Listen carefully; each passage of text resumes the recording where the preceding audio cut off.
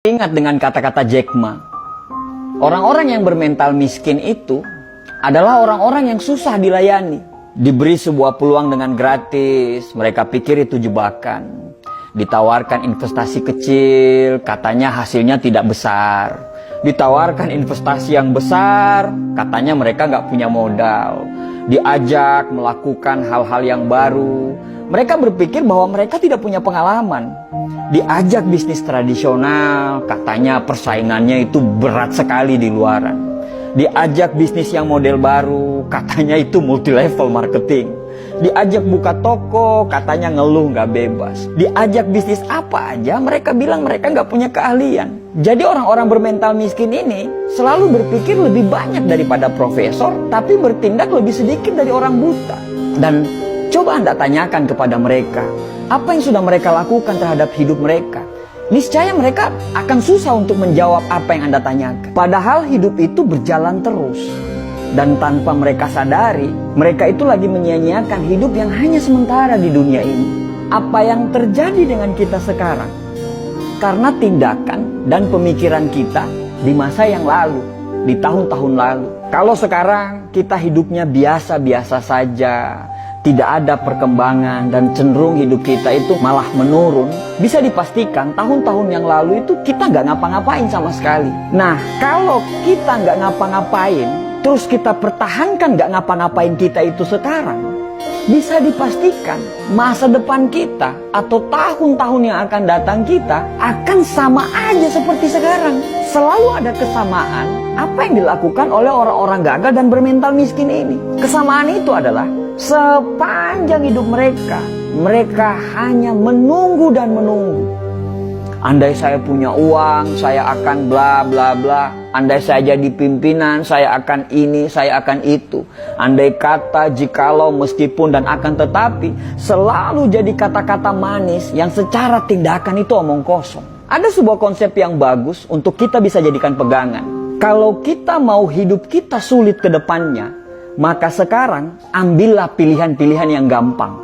Nonton Netflix berseri-seri, scroll TikTok berjam-jam, nongkrong dengan teman-teman, bangun kapanpun kita mau, dan lakukan apapun yang kamu suka. Itu adalah tindakan yang sangat gampang.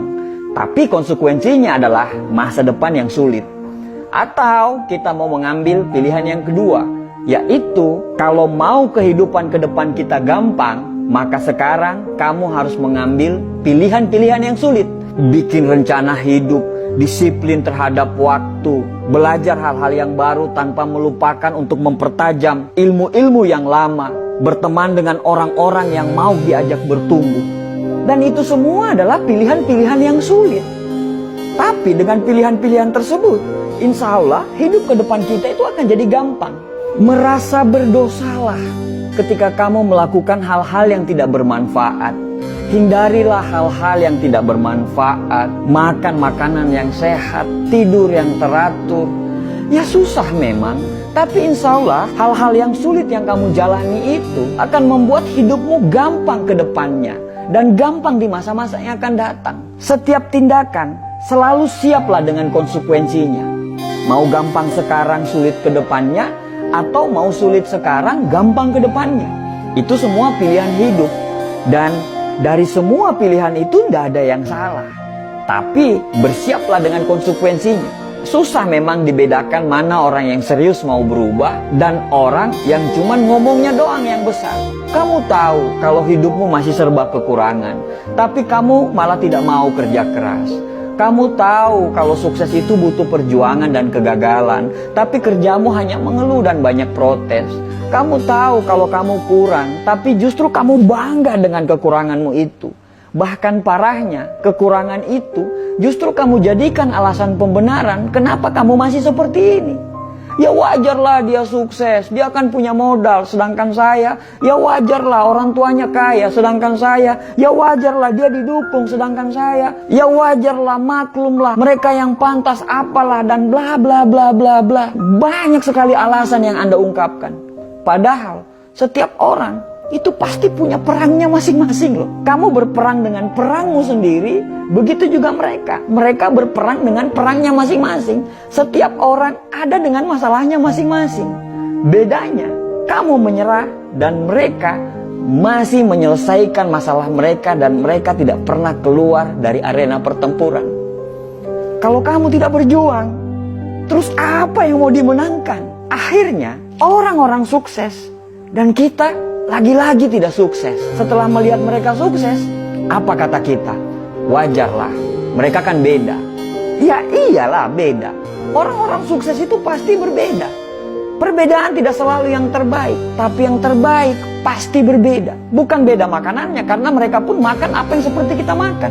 Bukan beda dari kecerdasan. Terkadang orang-orang sukses itu justru kepintaran dan kecerdasannya itu jauh di bawah kita.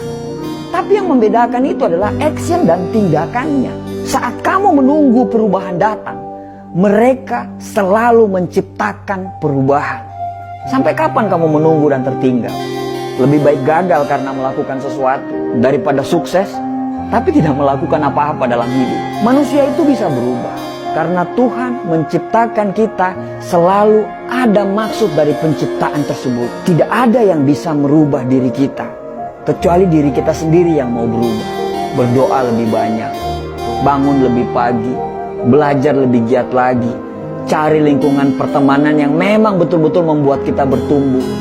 Selalu positif tiap hari dan jangan banyak mengeluh. Pelajari semua pola-pola kenapa orang bisa sukses. Karena sukses itu berpola, gagal pun berpola.